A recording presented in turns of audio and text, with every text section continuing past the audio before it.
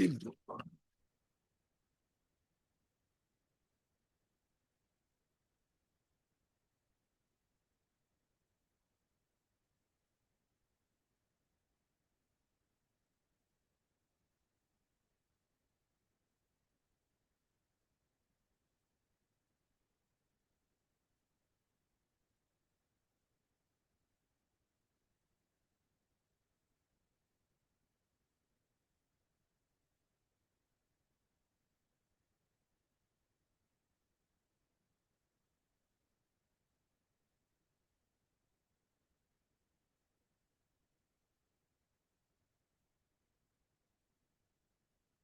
Hello, scholars. Can you hear me now? I was having a tech issue earlier today. Can you hear me clearly? Yes. Okay, that's good to hear that. So, let me start by taking you to uh the class web page. Okay, what is it? Where is it? Where is it? Okay, I think it is right here. Good. So this is the web page for the class. It's down a little bit. Now, this is where we are now in week 15. And this is what we're required to do this week. Homework 9, and then projects. Homework 9 is due May 11, and you can access it by going to the models and scrolling down all the way to hypothesis. As a matter of fact, this one here, confidence interval homework. Yeah, that's the one that is past due. Now, this one. You might not don't start this one yet. Homework 9. I may maybe after next week I can start it. But that's what we have that is due to May 11. So don't start it, begin working on it next week after we have our class next week. So, all right, I believe we can begin now. Then there's no classwork. Now, I would like you to start working on your final project. You can access it from here. I have not put anything there yet, but I will put it by Wednesday so I can start working on it. Okay? And please, when you start working on it, follow the directions completely. Don't get carried away by technology. The classwork, the final project will be completed using Excel. So when I put it, I will put all the instruction that you need to complete the project. Okay?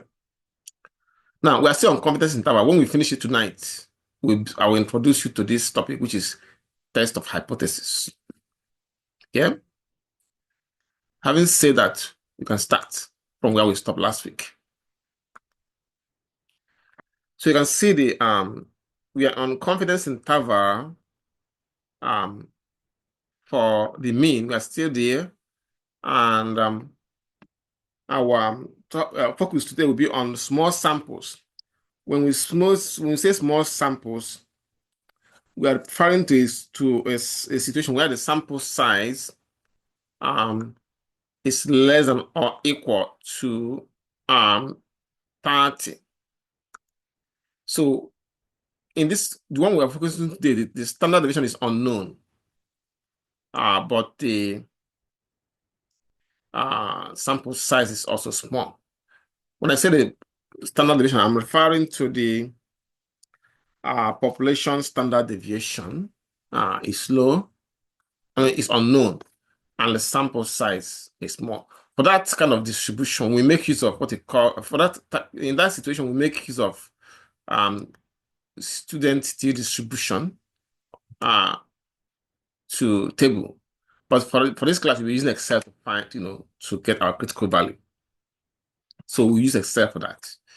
Now, here, this student t distribution table, or this method require us to make use of the sample size and the degree of freedom to get the critical value. But then, since we are using the Excel method, we need the sample. Even with Excel method, we still need the sample size or and the degree of freedom to get the critical value. Okay, so we have, and the degree of freedom is simply means the formula is n minus 1, which means sample size minus 1. Now, the student T distribution have a very interesting history. In the past, it was formulated by William W.S. Gozet. He was involved in the researching new method for making a drink that is called ale. Most of the ale I have seen in America, most of them are not really alcoholic drinks, but the ale we have in Europe are alcoholic drinks. Now, in those, I would like you to, when you have the chance, I think you can see it on YouTube. Watch a YouTube video that is called "The Men Who Built America." Now, in that video, you will see the kind of tough competition that businesses have in those days. They hide their secret, the company secret is so much, and they make sure that their employees doesn't share it. Because that means that if they share it, that means the competitor can take the secret and modify it and then corner the market. Anyway, long story short, when this Gozet was trying to develop this T distribution table, he discovered something, but by the contract he signed when he was hired was that he doesn't share that information. Any new knowledge he invented or discovered cannot be shared to, cannot be shared with any other person. But he believes that his findings will benefit the world. So he wanted to publish it anyway. But then if he published it with his name, he's gonna lose his job. So what he did was to publish it with a name, with the name that is called Student. Use the name Student to publish it. That's how they come about the name Student T Distribution. So that's just a piece of history you can verify with yourself. Now let's see how we can find critical value using Excel. I have videos on how you can find it using the table. Like I said, to save time with this class, we'll be using the Excel to find the critical value. Here are the formulas, formula we'll be using for finding the critical value for the T distribution, and at least for the confidence interval. The formula, as you can see from the screen, is the one we'll be using for finding the critical values right here for two tails. Confidence interval, like I explained in the class, have two sides, the lower side and upper side. So the formula is absolute value, absolute ABS. Of course, you begin with the equal sign first. Absolute, then T dot inverse, then parenthesis half over 2, and then n minus 1. And that will give you the critical value. Let me write this down and we can try examples, because the question wants us to find some critical values. So equal ABS, okay, in T dot INV half over 2, comma, n minus 1. Okay, that's the formula we'll be using for that. Now, this is the first question he asked us. He said, find the T half over 2 for the following confidence intervals, confidence levels. Then these are the questions. I hope you can see the screen. They give you the confidence level and they want you to find the T distribution. To find the critical value. Let me write down the confidence level, and then which is 95%, 99%, 90%. I'm supposed to give you something like 83%. And each of them, they give us the sample size n. For 95%, we have n equals 22. For 99%, n equals to 10. For 90%, n equals 14. And I will add for 83%, n equals 30. Let's go and put them in the Excel, since we'll be using Excel for that. And then we can have the calculate the critical values. So alpha. I need to have another column here that is called alpha over 2. Let me insert it here. Alpha over 2.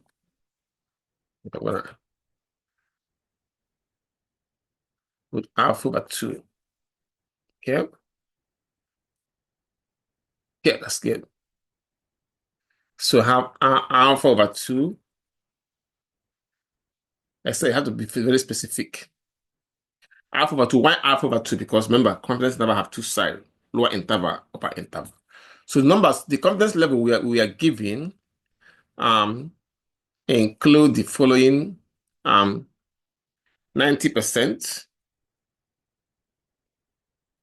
90%.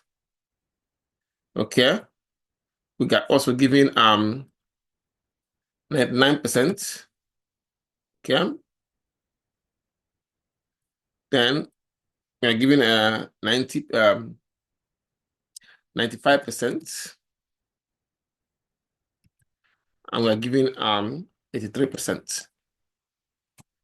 Now, if your alpha is just the probability of committing type 1 error, we'll come to that. Now, if you're 90% confident, your chance of being wrong is 10%. So 10% change to decimal is 0.1. If you're 99% confidence, the chance of being wrong is 1%. And when we change 1% to decimal, that means divided by 100. That gives 0.01. Okay. For 95%, if you're confident 95%, that means the chance of being wrong is 5%. Which means that you are, when you change 5% to decimal, that means 0.05. 83%. When you change 83% to decimal, I mean, if you're 83% confidence, your chance of being wrong will be 17%. So that means 0.17. 7. So let me verify this. 100 minus 83. Okay. Let me use calculator to verify it. Have 100 minus 83. Okay. Yep, 17%. I was right. Switch give us 0.17. Now, at this point, you're ready to calculate, do the calculation. For alpha over 2, divide each of these by 2. Okay, equal. Click on alpha. Of course, you know that the / is the division symbol in Excel. Divided by 2. One good thing about Excel is that when you do the first one, the other ones you can just copy the formula down and you do the rest of it. I hope you're all seeing this. You guys are seeing the screen, right? Hello, guys. Hello.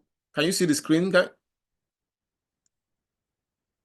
Please speak out. So yes, we can see it. okay, good, excellent. So you have so we divide it, press the enter key to give you the division, and you just copy it down. See how thick my cursor is. When I bring it closer, it changes to a skin across. At that point, you click, either you double click or you click, hold and drag. It will calculate the rest of them.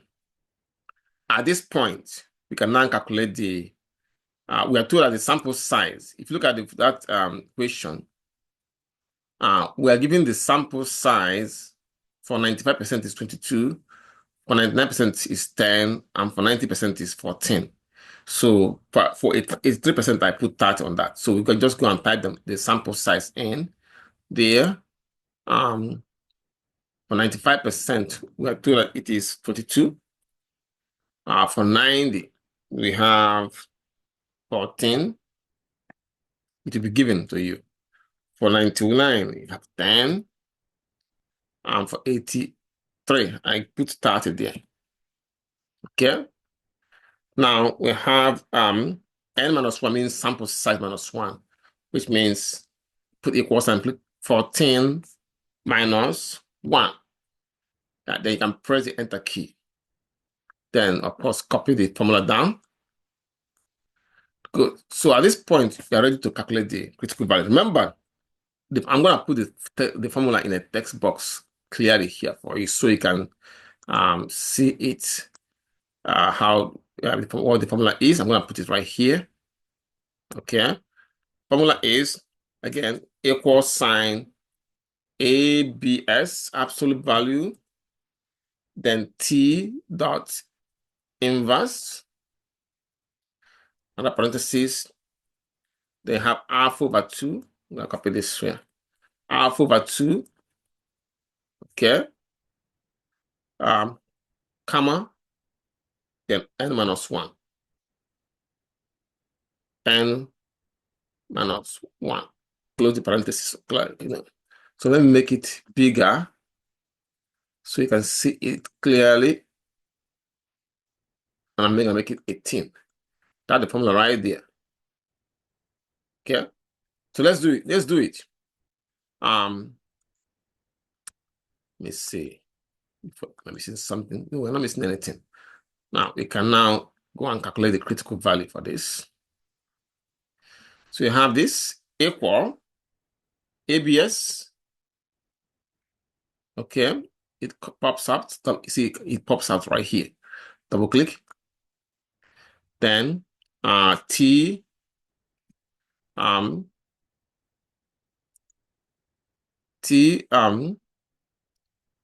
dot inverse dot INV. Okay. Pops out again. You can see right here. Double click. Then put the probability, which is a probability, which is alpha over 2, comma, then sample size, n minus 1, which is right here. Then you close it.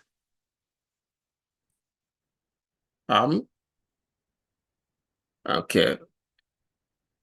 Close it twice to balance it. So this n minus 1 is what we call degree of freedom. Right? Okay.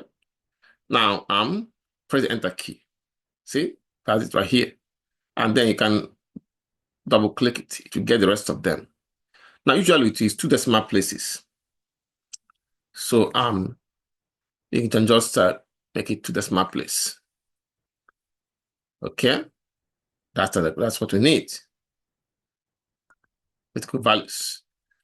Any question on this? Okay. No question. Good. Good. Excellent. Excellent. Now we can now go to the next one.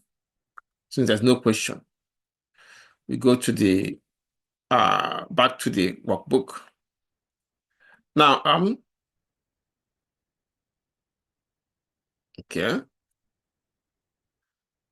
So where do we use the Z? I mean, I want to make a difference between where we use Z or T distribution. Today we're using T distribution. When the population size, I mean, when to use T or Z, the one we did on last week was Z. So when the population size, when the population standard deviation is known, then we can use Z alpha over 2 values, no matter what the sample size is, as long as the variable is normally distributed and sample size is greater than 30.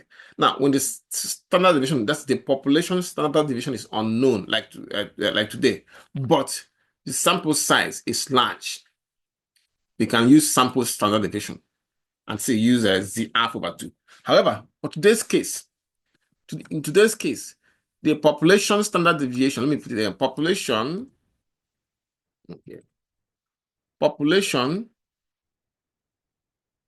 standard deviation is not known and sample size is small. See? Like that's it, today's case. In that case, we use our student T distribution to solve it. Now, let's do an example. Of course, remember in each case, to find the confidence interval after doing the necessary computation, we subtract X, and the sample, we subtract the error margin on the left side and add it on the right side. That's how we get the confidence interval finally. After the computation, we as you can see from here, we once we get the error margin, we subtract it from the sample mean on the left side and add it on the right side. Then look at the first example. It says a sample of 6 wrestlers. A sample of 6 wrestlers has an average weight of 276 pounds with a standard deviation of 12 pounds. Find the 90% confidence interval for the true mean weight of all wrestlers. Then, if the coach claimed that the average weight of the wrestlers on the team was 310 pounds, what would that be believable? Now, since you're using Excel, it is good to us to know the Excel formula to use as well. We understood that the sample size is 6. Sample mean is 276. And then, since this is sample size is smaller than 30, remember, this is the case where sample size is less than 30, and we don't know the population standard deviation. So in this case, this is a true case of this one is a type of example where we use t-distribution method because sample size is small, and we don't know what the population standard deviation. But we know that sample after this sample of 60, standard deviation is 12 pounds. So next thing is to get the error using the Excel. Now, the Excel formula to use is right here. I'm going to copy it and paste it under so you can see. Okay. Right here. So you can see this is the Excel formula we need to use. And I'm going to highlight it with blue. Okay. So now we use this formula right here. Let me write it down. And I will put our summary statistics in Excel. So confidence dot T, okay, dot T alpha, okay, then standard deviation, then okay, of course, sample size. Now, again, let's put our summary statistics. We're told that the sample size is 6. Sample standard for sample mean is 276, and sample standard deviation is 12. Let me write it down. X bar, which is sample mean, is 276. Then standard deviation, sample standard deviation is 12 pounds. Okay. And you have that the sample size is 6. So let's go and put it in Excel, and then we can find the confidence interval. Okay. You go to Excel. We have this place. We use this place. Sample mean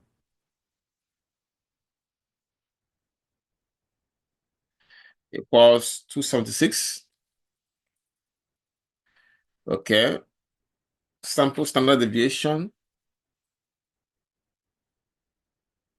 Standard deviation.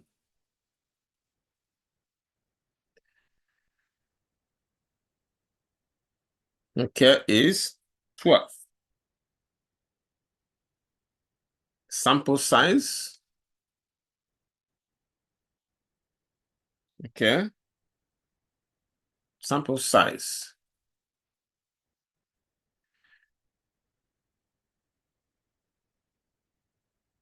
is have sample size is 6.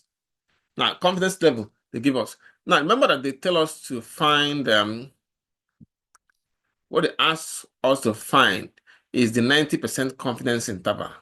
So 90% is just 0.9. So let's go for there. I have the confidence level confidence level. The one does. Okay. Which is they want us to use 90% confidence level. So that means that if you're 90% confidence, chance of being wrong is 10%, which is 0.1. Then alpha is 0.1. So if you have 90% confidence, your alpha is 10%, which is 0.1. Okay. Now I have so we have 0.9. Okay. Then I have next is BB. What else? What else? Now we have the error margin. Error margin, which is a E. You get that? Then oh, excuse me, change. I don't know why it always change. I don't know why. So let's get the error margin. This is where we use the formula. Again, I'm gonna paste this form. I'm gonna put a text box here so I can paste the formula where you can see it. Okay, right, it's right here. So I'm gonna go and copy it and paste it here for you to see. Say confidence.t. Okay. Equals take you to that place.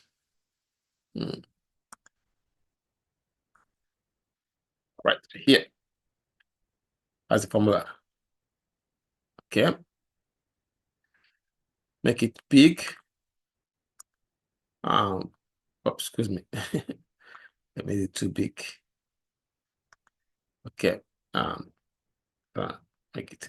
Now, that's the formula we're going to be using. Okay, and you can see right here. Confidence dots. I have most of them are here. So we have the yep, everything's here. Dot. Okay. All right. Let's do it. Let's do it. Let's do it now. So we're here. Where are we?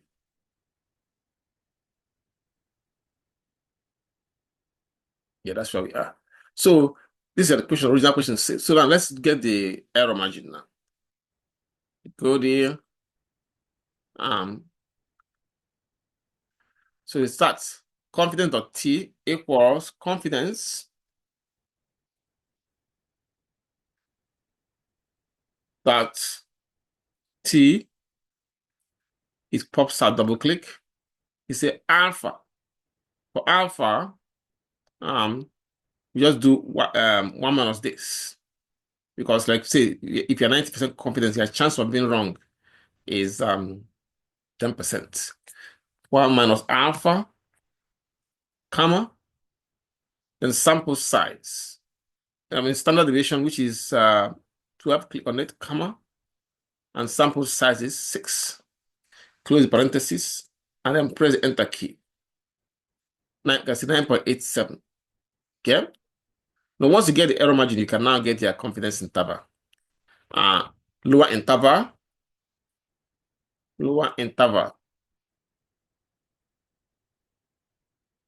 Okay. Maybe if you remember what I just said, how to find the intervals. I want to get a confidence margin of error. I'm going to copy it and paste it here so you can see that one as well. It's right here. So copy this and then paste it there. So you can see both of them. So let's get the, see, okay, it won't allow us to paste it here. It wasn't. But anyway, in any case, what it means that once you get your error margin, which is this, I'm going to highlight it. To get the lower interval and upper interval, just subtract the error from the sample mean to get the lower interval. To get the upper interval, add the error to the sample mean. So lower interval will be equals sample mean minus error, which is this, minus error of 9.87, then press the enter key. Then upper interval is the sample mean equal to click on sample mean plus the error, which is this right here. So that these are the upper and lower interval. No, we normally leave them at 2 decimal place. Okay, you can be here. 2 decimal places. Okay, and these are in pounds. Based on our calculation, we can now, I'm going to highlight this and copy paste it into our Word document. Copy this. This is lower interval, upper interval. Let me highlight them light blue. Okay. Light blue. I'm going to copy them. Control C, and then go to our Word document and paste them there. Okay. Which is Control V.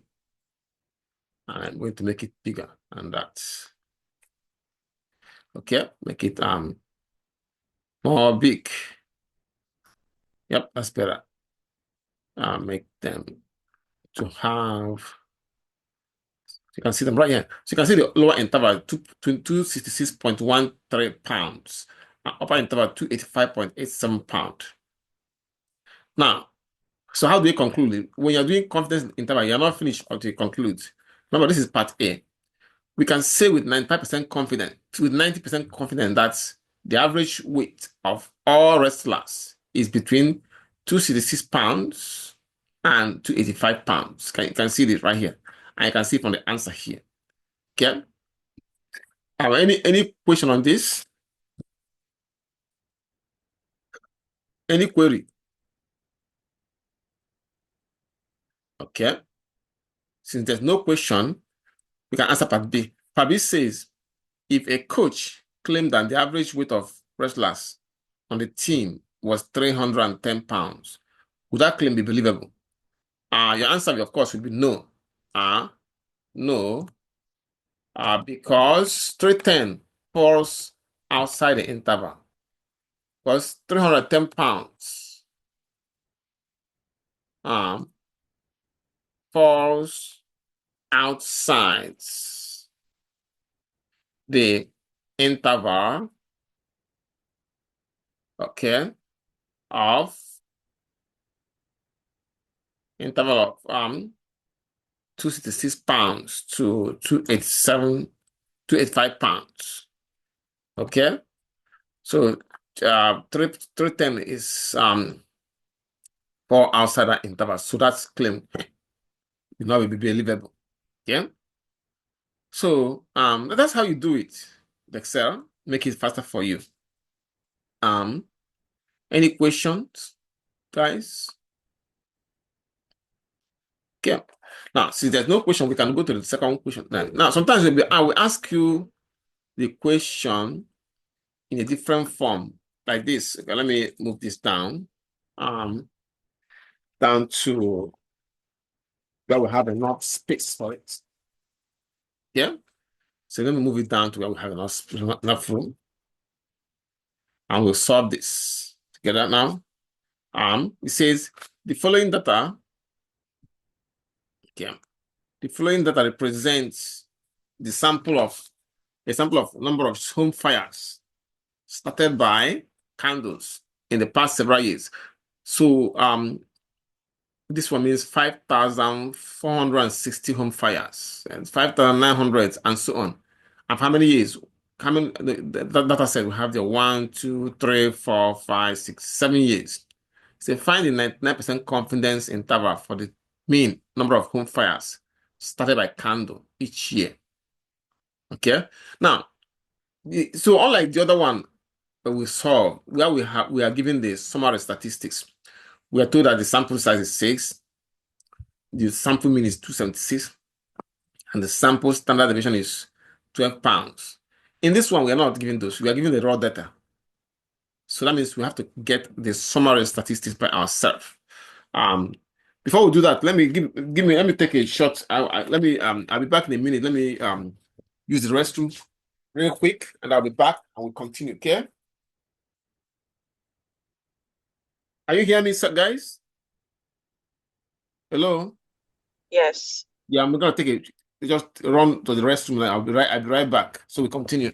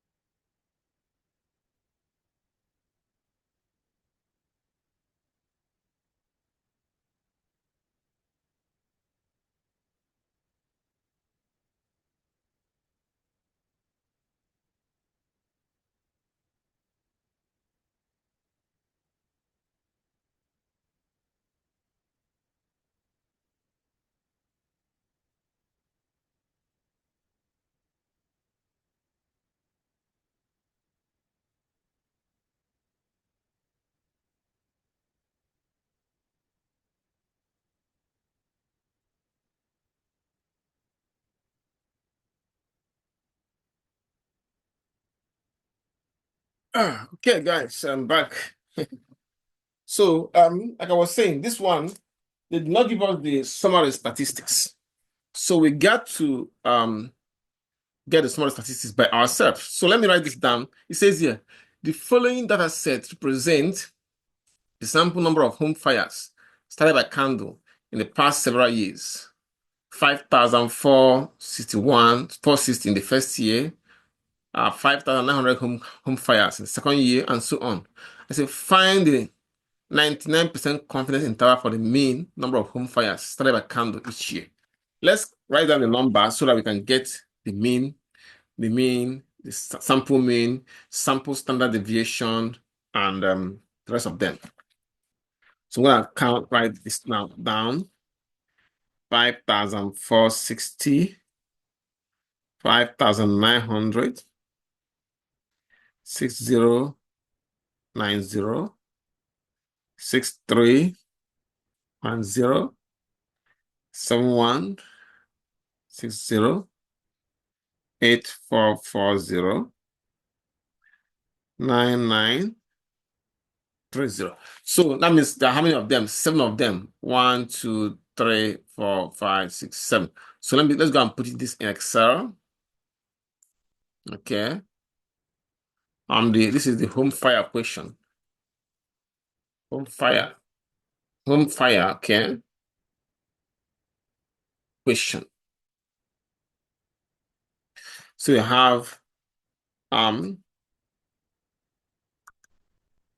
okay, yeah. We got 5460.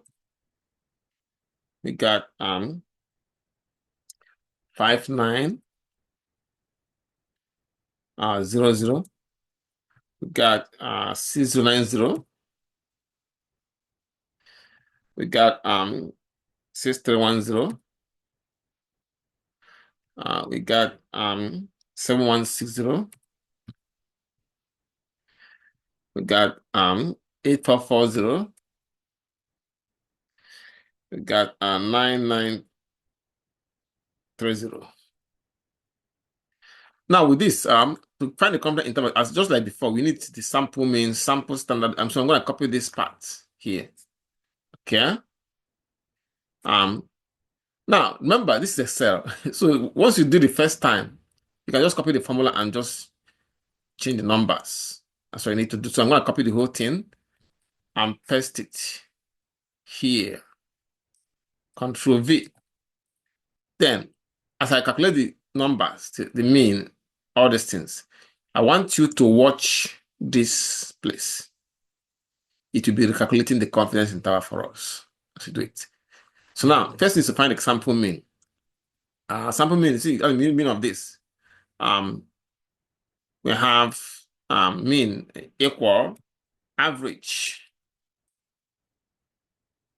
Okay, double click. And then highlight all of this. Press Enter key. See, it will calculate. See, this have changed. Sample standard deviation. Click on this. Equal STDEV because it's for sample. Put .s. It pops out. Double click. Highlight all this. Press the Enter key. See, it has changed again. So as you calculate it, they will be changing. Now how many years? 1, 2, 3, 4, 5, 6, 7. So we're gonna change this 6 to 7 years. And as I do that, you can see that it will calculate everything. Now, they want us to find the 99% confidence. Okay. So 99% confidence, that means we're gonna change this 90 to 99%. See, they want 99%. 99%. So we're gonna change it. If you're 99% confidence, your chance of being wrong is 1%. So it changes to 0.1. And again, bingo, we see we have our answer right there. So I'm gonna copy it. So why are we doing? Because we already calculated it from the first example. So in the second example, it becomes easy. Just put your new summary statistics, and it will automatically recalculate it for you. So I'm gonna copy this. Okay. I'm going to our main workbook where the question was asked and paste it right there. Okay. Okay, we have. Okay, so I think we missed something. There's something we missed here. Error. Yeah, the error, we missed error. Not copy it yet. There's error we missed. Yeah, error. So let me see why it is different from what I got there. See sample size 99%. Let's see what we have over there.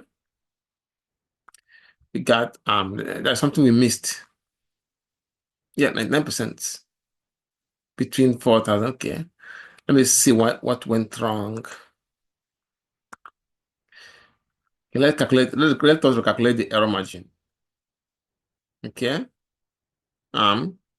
Equal. Okay. Yeah. Move this. Okay. Equal. Okay. We have confidence.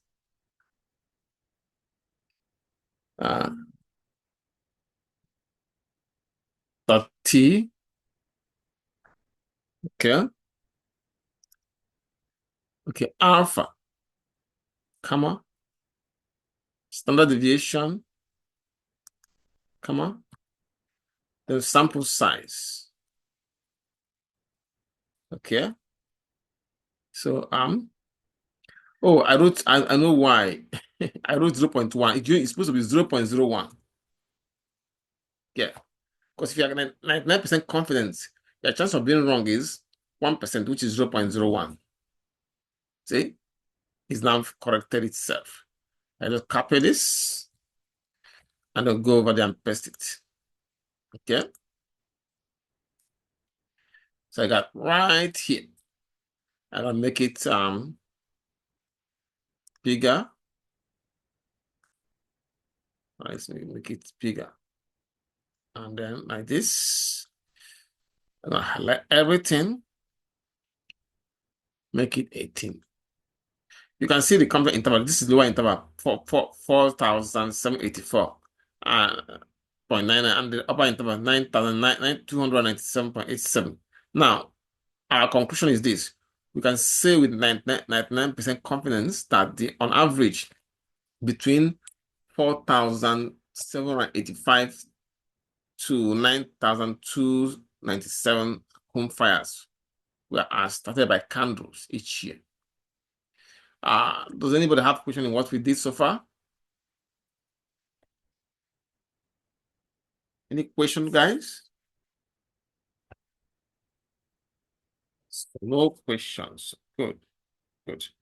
Now, we finished the confidence interval for the mean. There's one more one we need to do, which is confidence interval for proportion. In this case, a proportion simply means part of something, part of a whole. For example, the USA Today snapshot feature stated that 12% of pleasure boats in America are named Serenity. That represents a proportion. So a proportion is just a part of something. You can say 50% of high school students, 30% of car dealers, and so on and so forth. So how do we find the confidence interval for a proportion? Let's look at the key terms to be using. We have the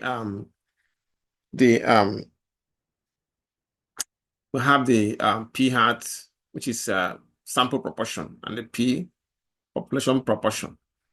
Then we have to get the p hat, you do x over n, which is the s is part of the sample, then by the n sample itself. Now q hat is 1 minus p hat.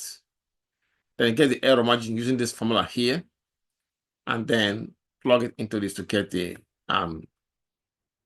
distance the confidence interval. I've already shown you how to find the critical value, but I can refresh your memory again with yeah, I can refresh your memory with another example. The one we did today is for T distribution. Now I can refresh your memory with this proportion. So I'm gonna put these things in. Yeah, I'm gonna put these things in for proportion, confidence interval. I'm gonna go over there and put it right here. for proportion. I'm going to write confidence interval for proportions.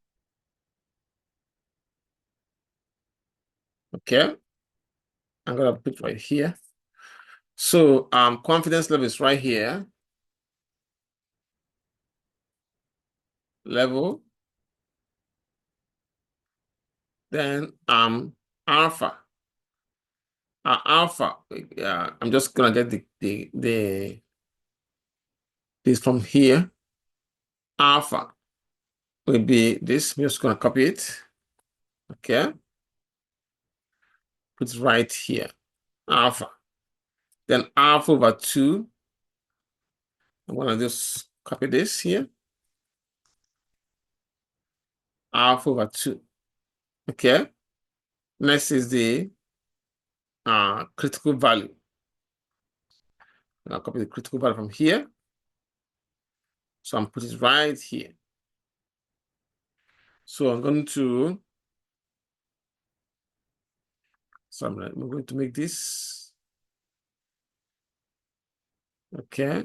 I can make it bigger. Right here. Now, we are ready to answer these questions. The first set of questions they asked us is to, okay, got it. Now, I've shown you how to do it with t-distribution. Last week, I showed you how to do it with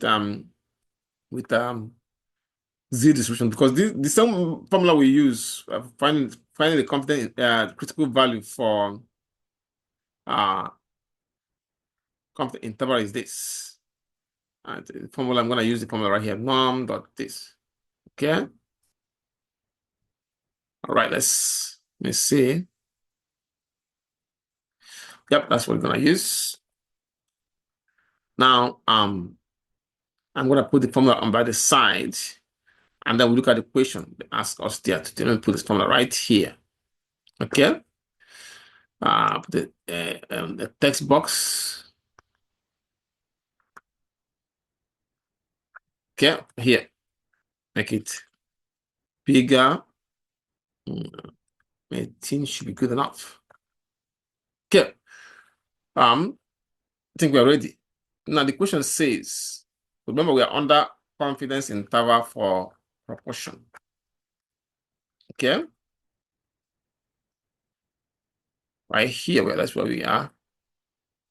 That's where we are. So now, it says here to remove common critical to find the critical values for these confidence levels. And to do that, I have this table copied and pasted in Excel. And then let's calculate the critical values now. Formula is equals norm.s.inverse, then 1 minus alpha over 2. So let's get our alpha first of all. Now, if you're 90% confident, your alpha is 10%, which is 0.1 in decimal form. If you're 95% confident, your chance of being wrong is 5%, which is 0.05. If you 99% confidence, your chance of being wrong is 1%, which is 0.01. For 98% is 0.02. So alpha over 2 is divide all of it, because we say 1 minus alpha over 2. So to get this part, divide everything here by 2 equals this divided by 2. Okay, 2. Give me that, and then you can copy it down. You get the rest of them. Now to find the critical value, all you have to do is to apply this formula. Equals norm dot s dot inv. It pops out, double click. The 1 minus, click on this for the first one, close the parenthesis and press the enter key. And then you can then copy it down. It will calculate the rest of them. And of course, you make it to the smart places by highlighting and clicking on this. So that's how you find the critical value. I mean, you can use the table of normal distribution for that as well, if you prefer that. Now, having said that, I would like to copy this table and put it in our Excel so that we can just refer to it when we want to do the calculations that we need for the confidence interval for proportion. Okay, so I'm going to copy this table, make it copy it from here, Control C, and we go to our workbook and then paste it here under it, just under this. Okay, you can see the okay, I'm gonna extend it a little bit. Okay, I'm gonna make this to be 18 or 18, good enough. Okay, I'm gonna okay. Now, so again, to find the confidence interval proportion, first of all, get the p hat, which is sample proportion. Formula is x over n. Get the q hat, which is 1 minus p hat. Get the error margin. Then on the left side, you subtract the error, and on the right side, you add the error. So let's do it for this example here. Look at this example. It says a random sample of 200 investment advisors. Okay. 200 investment advisors. 70 recommended IT stocks. Okay, information technology stocks. Give a maximum error with 95% confidence and construct a 95% confidence interval for the true mean. Okay, so let's answer part A first. A, it's a give the maximum error with 95% confidence. Now let's just find the p hat first. Remember the formula for p hat. Formula for p hat is x over n. Okay, I'm going to copy it from here. Put p hat here equals x over n. I'm going to move this down so we have enough room. This place is too short for us. X over n, which is our x this time around is 70. It's in another sample of 200 investment advisors, 70 recommended IT stocks. So our x is 70 out of 200. Okay, 70 out of 200. Okay, that gives us equal. Now we can go to our calculator to get 70 by 200. We got 70 divided by 200. Okay, 0.35. That's 0.35. P hat 0.35. Okay, so that gives us p hat as 0.35. 0.35. Now q hat is see, q hat is 1 minus p hat. Okay, I'm gonna copy this and put it right here. So q hat equals 1 minus p hat, which is 1 minus I made this same to be 18. 1 minus 0.35. So we can get from the calculator 1 minus 0.35. 1 minus 0.35. 0.65. 0.65. Now, with that, we can calculate the error margin. The error margin is given by this formula. For proportion, we have error equals z alpha over 2 times standard deviation over root n. Now, z alpha over 2, we got it already from Excel. If you remember the table we have here, this is the alpha over 2 right here. So you get it from the table. you can see the critical value of T, it should be Z, not T. Sorry, my mistake. This is Z, half over 2. So we have it here as I'll be right back in a minute. Z half over 2. This is make it 18 because we're using 18 fonts. The half over 2 for this question. Remember, this question asks us to find the 95, give the maximum error with 95% confidence. So for us, for the half over 2, we got it from the tape from the using Excel as for 95% is 1.96. So I'm going to put that right here, 1.96. So we plug all this into this formula to get this. Our sample size, of course, you know, out of how many of them? Out of 200 investment advisors. So our sample size N is 200. So we plug all this into the formula to get the error. Let me write this down. We can go and get the error. P hat and Q hat is 0.65. Now, Z alpha over 2 equals 1.96. N is 200. Okay? Let's go and put this in the calculator and get our error. But let's put it in this formula first. Okay? This place will not allow us to put it. So I'm gonna put it in a different workbook. Let me use this workbook to put it right there. Okay, I'm gonna put this right there. Workbook. Okay, error. Can have this, make it what font size? Okay, you can see right here. Okay, equal. So I'm gonna plug all this in. I'm gonna be plugging in the result we got for the P hat started 0.35, Q hat 0.65, Z alpha over 2 1.96, N is 200. Let's go and put it right here to get our error margin. Once we get our error margin, we almost apply our confidence interval is almost there.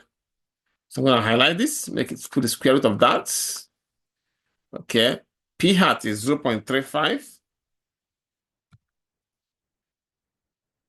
times Q hat 0.65 over N of which is 200, I believe.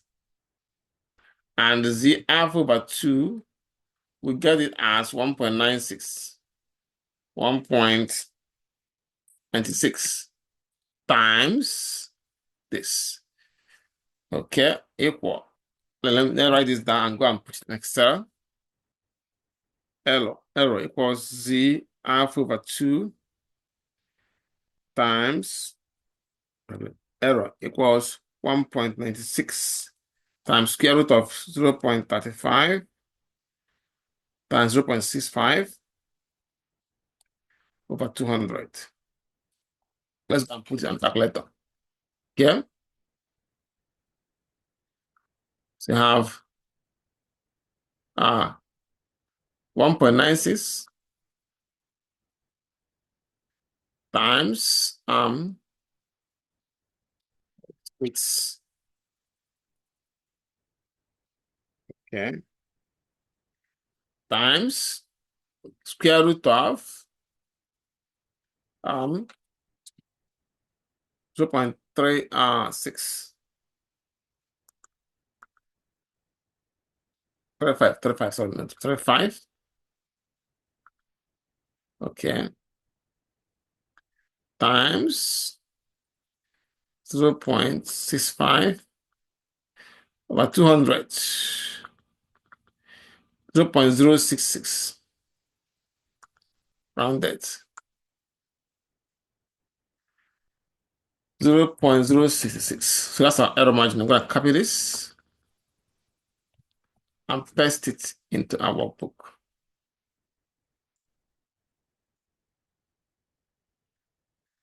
Okay. See, so that means the maximum, because we say give it the maximum error with 95% confidence. So the maximum error with 95% confidence is 0.066. So that's our error margin. Now, part B says to find the 95% confidence interval. So that means having found the error, becomes simple to find the 95% confidence. 95% confidence simply means p hat minus error on left side and p hat plus error on right side, which means that we have our p hat is 0.35.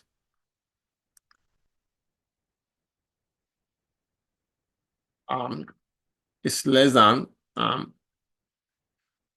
or equal to error p. Sorry, minus 0.066 is less than or equal to p, just less than p, and less than, repeat the same thing on the right side. So now, but this on the right side is going to be a plus sign. Okay, I'm just going to copy and make it a plus sign. Okay, so you can see that on the left side you add it, you subtract it, and on the right side you add it. So that we have our answer as final answer as when you subtract this 0.35 minus 0.066. So I'll do 0.35 minus 0.066. 0.284 on the left side,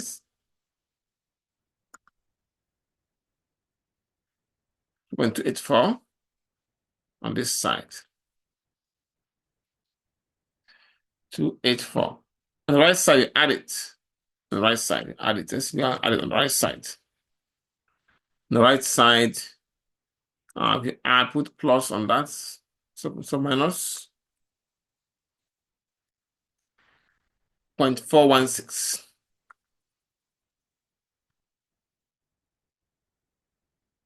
0.416. So we have it then. Conclusion is that we are 95% confident that between 28 2.284 is, we change it to a percent, it means 28.4%. If you change this one to percent, it means 41.6%. So we are 95% confident that between 28.4% to 41.6% of the investment advisors recommended IT stocks. Okay. Now, any question before I go to the next one?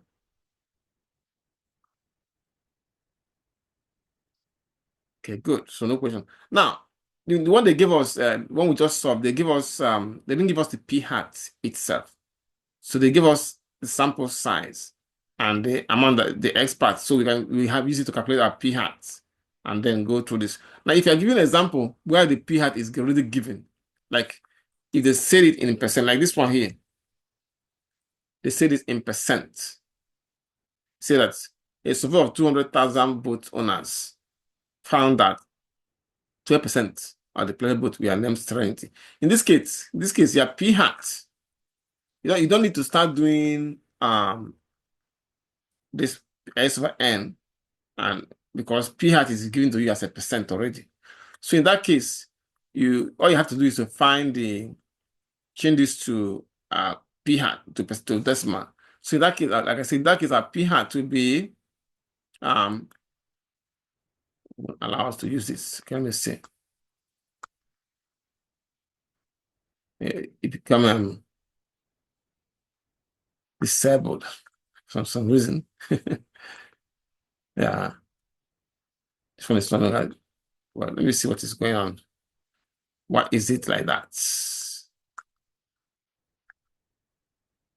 Let's go, but this one won't allow us. Okay. Anyway, in that case, our p hat will just be p hat. P hat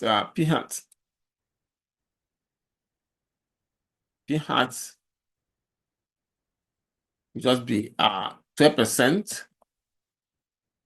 which is 0.12. So like I say, then once you get it, you get your N, sample size N is 200, get your Z alpha over, this is confidence level. So that's just Z alpha over 2, you get it. And you use it then to find, a Q hat. Of course, you know the Q hat. Q hat is always 1 minus P hat. P hat,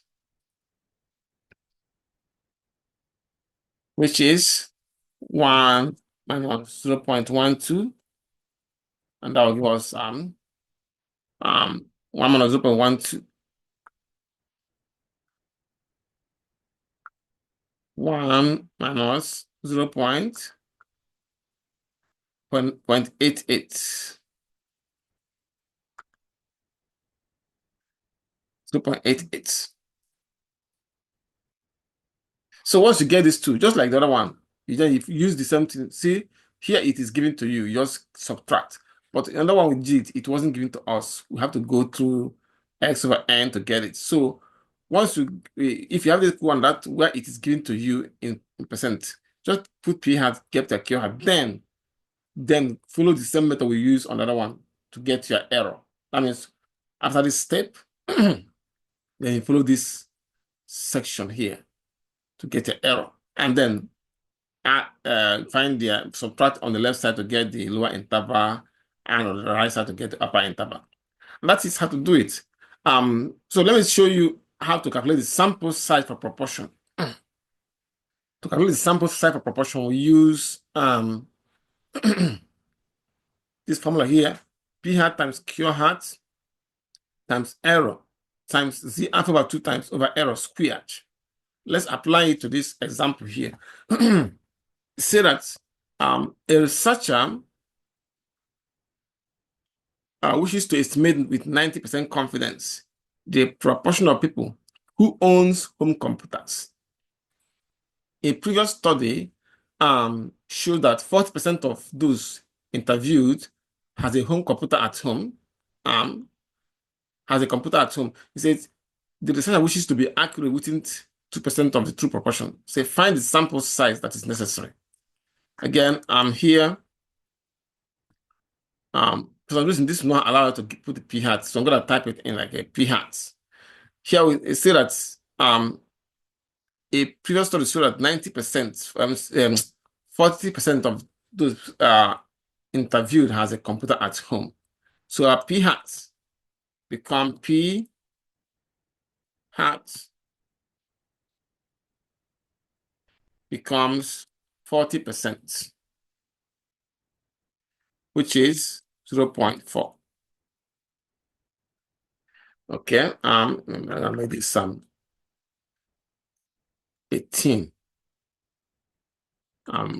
Maybe let's onboard this. Then Q hat.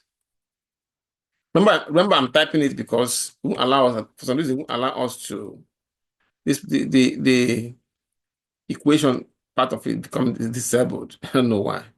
Q hat equals 1 minus 0.4, which is 0.60. Okay. Now, remember the formula here. Okay, Z alpha over 2, this one is for 90% confidence. So we already calculated it as Z alpha over 2, Z alpha over 2. Alpha over 2 for 90%. I'm going to take you to where we have it already. It's right here on the table. 1.96. So 90 is 1.64. Sorry, 1.64. So let's take us to where we have it. 1.64.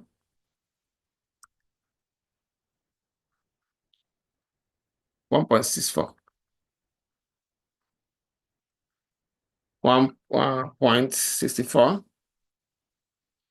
So we just have to copy this formula and put it there. So so we can get our sample size.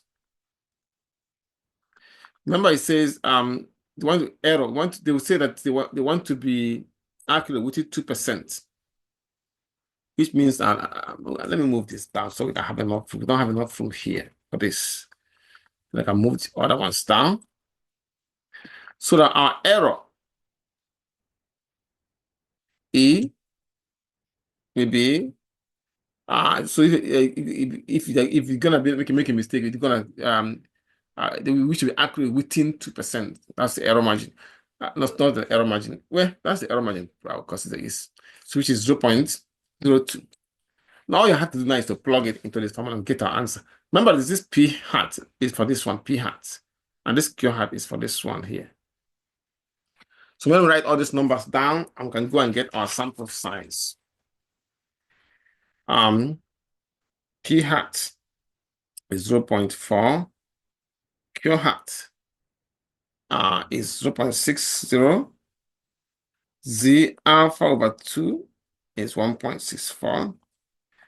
Then error is 0.02.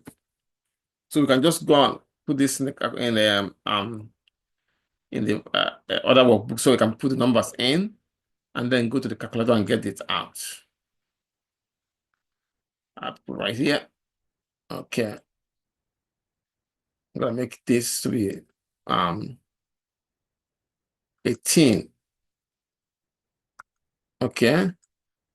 Sample size n. Okay. Now let's go and put these numbers that we wrote out for that question. Let's see the P hat is 0.4, Q hat is 0.6, which is Q hat right here. Z alpha over 2 is 1.64, which should be 1.64 here. Error margin is 0.02, which is here. Let's put it on the formula. We now have them here. Equals P hat is 0.4 times, okay, times 0.4 in 1 minute. It's right here. Times Q hat 0.6. Times 1.64.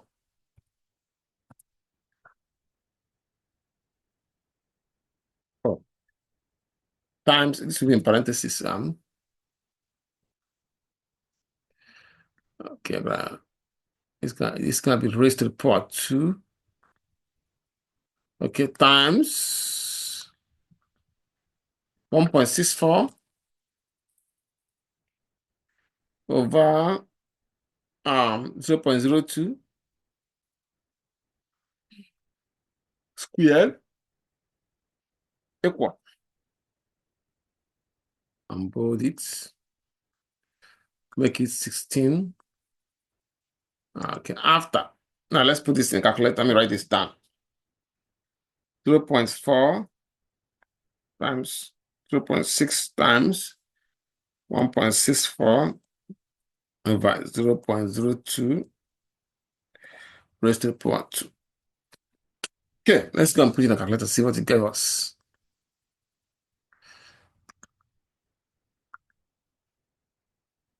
So you have 0.4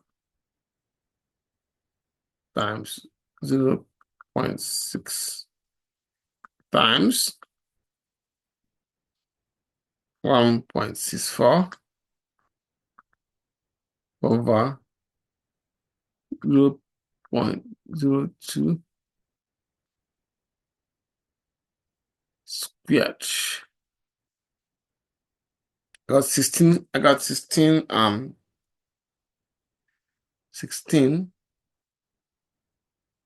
13.76.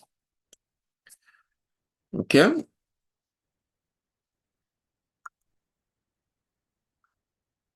And put it right here.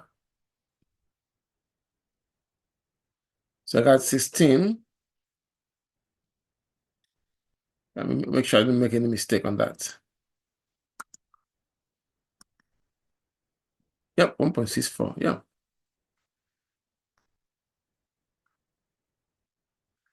We need 1,613.76. So which means we need how many samples? 1,006. Run up to the next whole number. 614 samples. Okay. I will need to make it 14. We'll copy this and paste it right there to our main workbook. Copy it right here. I will need. So let's try to find the minimum sample size for proportion. Any question on this class? Any question? Okay. So I'm going to introduce, since there's no question, I'm going to introduce you to test of hypothesis, and then we round up today. Just introduce you to that, and then we finish for today. So let me open it. Okay, I'm going to open it right here. Hypothesis testing.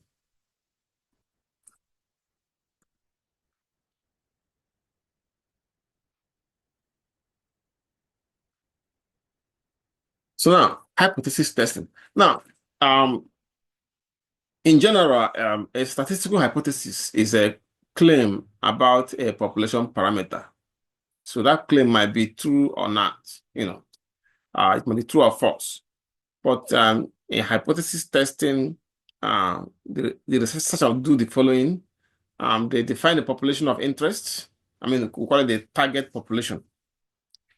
They define it and then specify the parameter under study, which will be P, proportion, or can be mean or the standard deviation. Then you state the hypothesis that to be investigated. Then look at the significance level, alpha. Then select the sample size from the population, collect data, perform calculations required for the statistical test, and reach a conclusion. Okay. Now, some questions we can address using hypothesis testing, things like does a particular medication lower blood pressure? To answer that, you do a clinical trial, collect data sets, sample some patients, and ask them, and then get the data that you use to analyze it. Once you collect the data, you analyze it using some form of test statistic. Another one is this: does seatbelt reduce severity of injuries caused by accidents? Does public or customer prefer certain color in a line of new fashion? So for this question like that, we have to answer using the hypothesis testing method. Now, this leads us to the types of hypothesis we have. First one is null hypothesis. A null hypothesis simply means a statement that the value of the population parameter, such as the mean, is equal to some claimed value. Now, this is the kind of the sign we use to do a hypothesis. Either use an equal sign greater than or equal to, and less than or equal to. So there's some kind of equality when stating null hypothesis. And then next one is alternative hypothesis. This one we say the opposite of the null hypothesis. So the null hypothesis and the opposite alternative hypothesis are saying the opposite of what each other one is saying. Now, for the formula symbol we use for null hypothesis are not equal to for the alternative hypothesis are not equal to greater than or less than. So you cannot use greater than or equal to in the alternative hypothesis. And you cannot use greater than, of course. You can use it in null hypothesis, and so on and so forth. Now, of course, if you remember, when I was teaching you the confidence interval, I mentioned that if you are 90% confident, it means that your chance of being wrong is 10%. If you're 95% confident, the chance of being wrong is 5%, and so on. We recognize that when we doing test or hypothesis. We have two types of errors: type 1 error, type 2 error. Type 1 error occurs if we reject null hypothesis when it is true. Okay? And type 2 error, type 2 error occurs if you do not reject null hypothesis when it is false. I'm gonna use this decision matrix to show you how that works. If HO is true and we reject it, we committed type 1 error. Okay?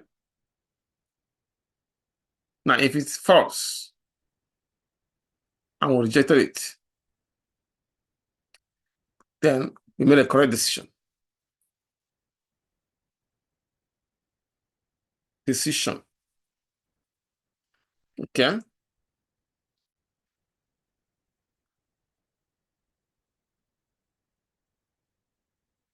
Make it 16.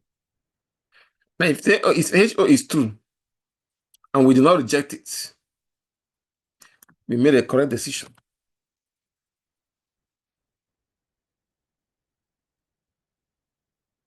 If it's false and we do not reject it, type 2 error.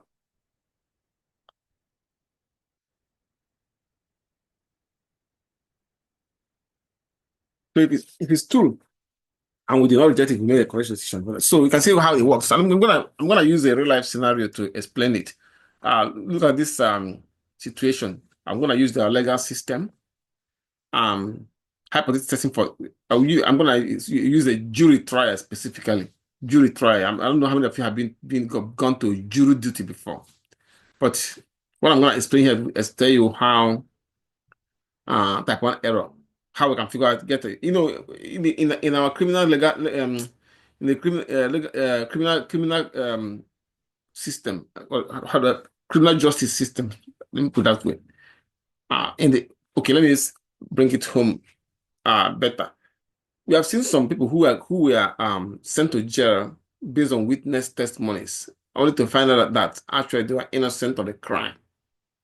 So type 1 error was occurred when they were convicted, even though they didn't commit a crime. We know that is possible. So anyway, taking it back here. Now, the hypothesis testing scenario can be likened to a jury trial. In a jury trial, there are 4 possibilities. Defendant is guilty, defendant is innocent, and defendant is convicted, defendant is acquitted. These are the 4 scenarios. Yeah. Now, let's say that in this case, we have a situation whereby we have 2 hypotheses. The null hypothesis is that the defendant is innocent. The alternative hypothesis is that the defendant is guilty. Now, if the defendant is innocent, which means hypothesis, you can see what I have here, innocent and guilty, okay? You can see them right there. Maybe see if this will work. Okay, that's better. 16.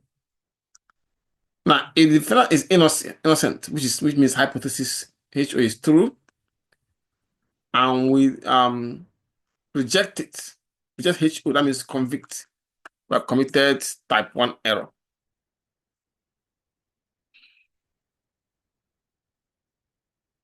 That means defendant is innocent, which is HO true, and yet we convicted the defendant.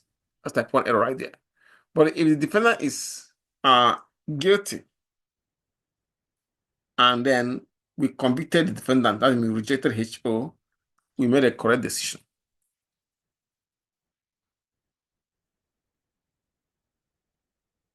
Yeah? Correct decision.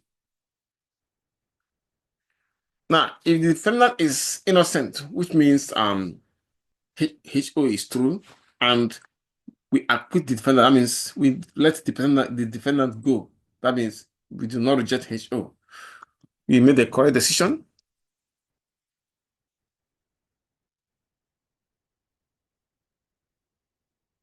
Okay. Now, a defendant is guilty and with not reject HO. That means we didn't convict the defendant. We committed type 2 error.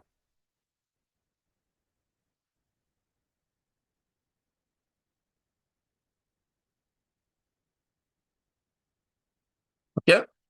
So that's how you can see the transition. So remember that the decision of the jury does not always prove the defendant did it or not commit a crime. Their decision is based on the weight of the evidence that is provided to them. In other words, if the evidence is strong enough, in most cases, the defendant will be convicted. If it's weak, they may not be convicted. Don't forget that the only way to prove something absolutely is to study the entire population. But nothing can be proved absolutely. It's very difficult to prove something absolutely. But statistically, you have to prove it something that's, that is close to absolute. You have to use the entire population, which may not be possible always. Anyway, I think you get the point. Now, let's see how we can state hypothesis, and then we can round up, and then so next week we finish this hypothesis test. It says here, state null and alternative hypothesis. It says here, a researcher thinks that if expectant mothers use vitamin pills, the birth weight of their babies will increase. The average birth weight of the population is 8.6 pounds. Okay. So to state hypothesis, we need to find our HO and H1. Say a researcher think that if expectant mothers use vitamin pills, the birth rate of the babies will increase. See, will increase the keyword here. Okay. Will increase means greater than, and you can only use greater than in the null hypothesis. Okay. Sorry, you can only use that in the alternative hypothesis. So, and they say that the average birth weight is 8.6 pounds. So we have mean birth weight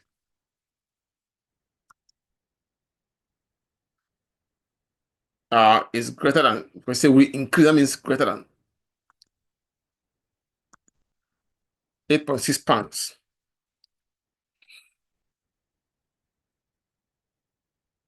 Okay?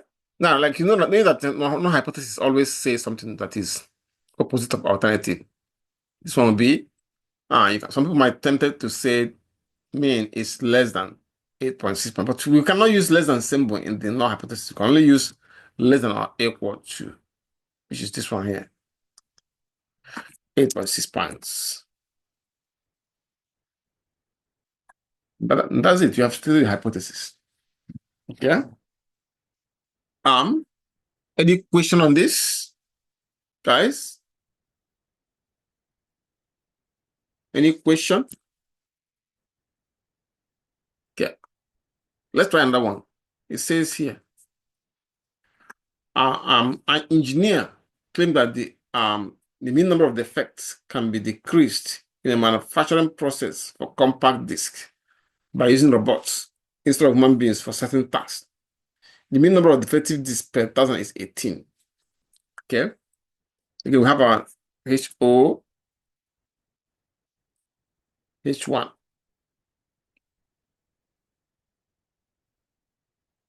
This engineer claimed that the mean number of defects can be decreased. That means you're gonna use less than or less than part. And the only way you can use less than is in the alternative hypothesis. So you have mean, okay, less than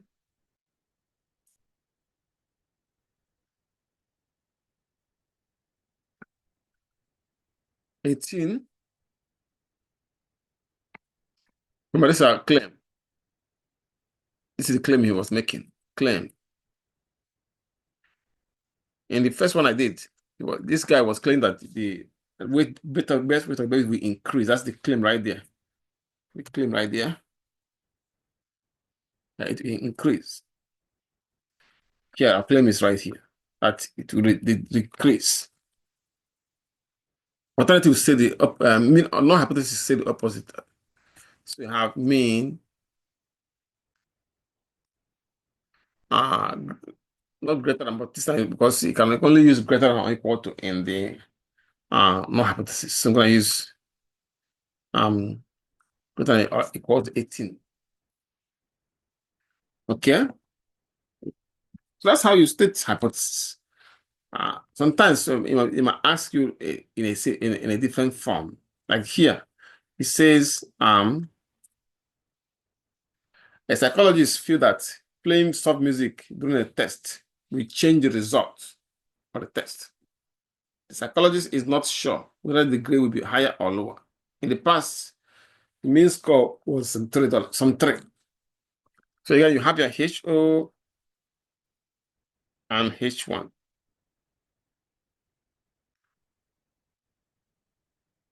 So the psychologist feel that playing soft music during the test will change the result. Will change. Okay? You need to tell us whether it will increase or decrease. So just so we change. Again, so we have a start from here, mean not equal to 73. Why 73? Because you see that in the past, the mean score is 73. We change. It's a claim right here. Also note that claim is not always be on the alternative hypothesis. Sometimes the claim will be on the null hypothesis. Depends on how you read the question. If you have to read the question correctly to figure out where to place the claim. So this one should be not equal to, okay, not equal to, let me put it here, not equal to. Then null hypothesis will say equals b equals 3. So now, even if it's a proportion, like this one, it's a proportion, it says at least 45% of senior citizens we are hearing aids. Okay. So in that case, HO at least means 45% or more. Okay. So that means greater than or equal to 45%. So you can put P greater than or equal to 45%. So this is what our claim is.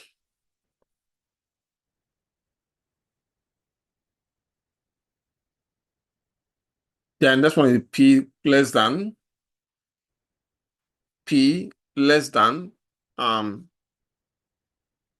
the opposite of that, 45%.